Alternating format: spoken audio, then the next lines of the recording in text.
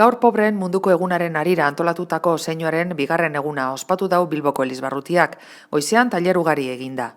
6 talleres que lo que pretenden es encontrarse, que personas diferentes, que venimos de diferentes ámbitos, de diferentes realidades, nos encontramos y compartamos un rato haciendo una comida, un rato hablando de cómo podemos mejorar en nuestra acogida a las personas que vienen de lejos, las personas que vienen de otros países o a través de la música. Eso es el sentido de los talleres. Tallerren amaieran kandelak piztu dira eta itxaropen mezuak idatzi dabez parte hartzaile guztiek. Un mundo más unido y más justo.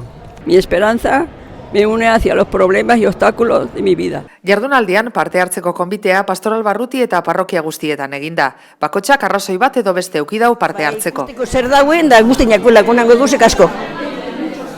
Da ber zer iten dan edo zer etzen dan.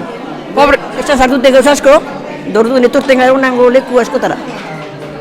Bai, ganera, baspaldik urtiokaz belexan sartute gauz beti zehozetan orduen, ez da egun ederra, onango gauzetan alegin duten gara lagunten edo.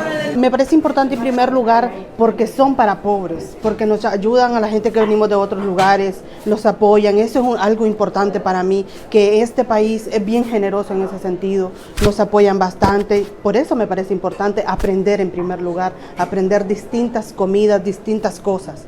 Tallerren ostean bazkari bateratu eginda, 300 lagun baino gehiago kalkarragaz berba egiteko aukere aukidabe eta Lapiko Catering bergizarteratze enpreseak prestautako menua jandabe.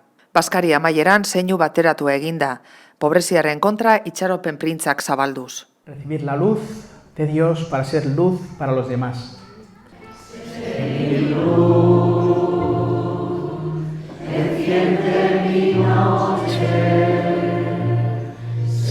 Mi luz, enciende mi noche.